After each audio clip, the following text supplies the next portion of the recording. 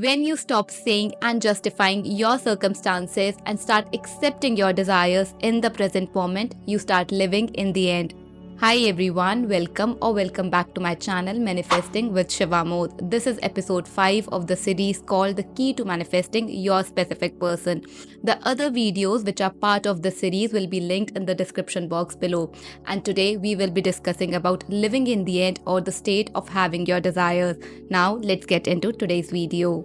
Understand it this way, that you are always aware of something, which means you're always living in the end of something, which can be acceptance of your desires or lack of it. The choice is yours.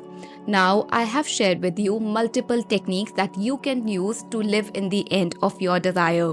Starting from self-love to limiting beliefs to get into the flow or inspired action. And in my last video, I shared with you thought patterns which might keep you stuck into the perpetual journey of manifestation. Today, I want to share with you few things which you might be experiencing when you are living in the end or you have accepted your desires in your imagination or you are in the state of flow. Now, number one, you will be less affected by your circumstances. Will all your circumstances vanish at once? Maybe, maybe not, but you will be less affected by them. Therefore, you have accepted your desires in your imagination and you do not have the urge to fight your circumstances because you do not see them as final anymore. Therefore, you will be less affected by them. Number 2, you start being yourself. What do I mean by it? When you start your manifestation journey, and particularly if you are manifesting a specific person, what we tend to do, we tend to put them on pedestal. We tend to do everything around that specific person and we do not take care of ourselves. But when you accept your desires and when you are living in the end, you do not have the urge to put the person on the pedestal. You are equal. You see them as equal and therefore you embrace yourself.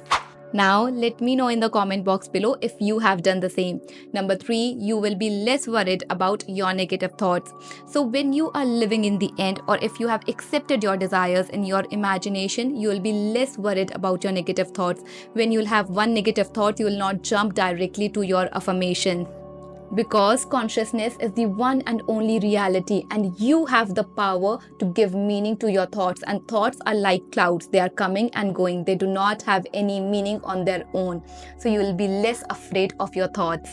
Now, I want to share with you few perspectives that will help you to live in the end or accept your desires here and now.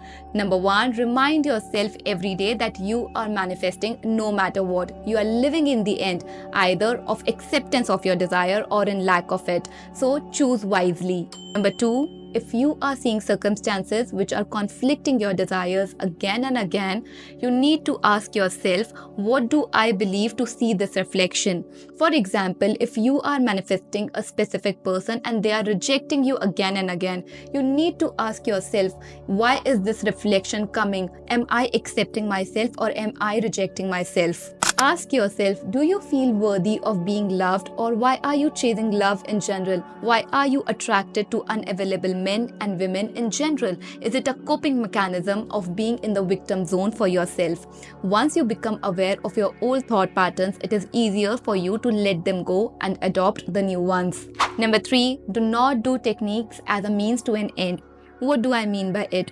More often than not, we do techniques as a means to an end. I'll do this technique so that I can achieve this in my physical reality, not to experience it in my imagination. The whole goal is to achieve it in the physical reality. Whenever you choose to do any technique, do it with an intention to experience your desire here and now, not with the mindset of getting something in the physical reality. When you get in the mindset of experiencing your desire here and now, it really helps you to understand imagination creates reality. Once you fully understand that imagination creates reality, it is way easier for you to live in the end or accept your desires here and now. Now, let me know in the comment box below few things that you are doing to live in the end. Thank you for joining me today. In my next video, I will be talking about gratitude. Thank you, and I'll see you in my next one.